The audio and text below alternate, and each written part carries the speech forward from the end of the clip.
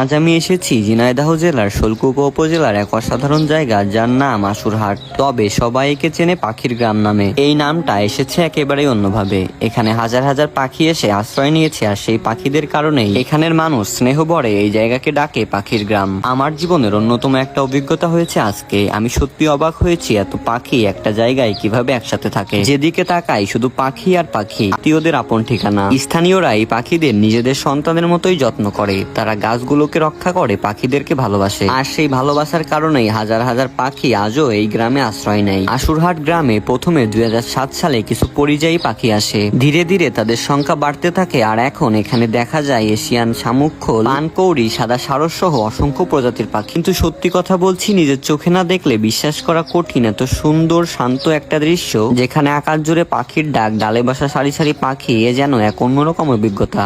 আমরা যদি এই পাখিদের রক্ষা করি, প্রকৃতিকে ভালোবাসি, তাহলে ভবিষ্যৎ প্রজন্ম এই পাখির গ্রামের অপরূপ সৌন্দর্য দেখতে পাবে।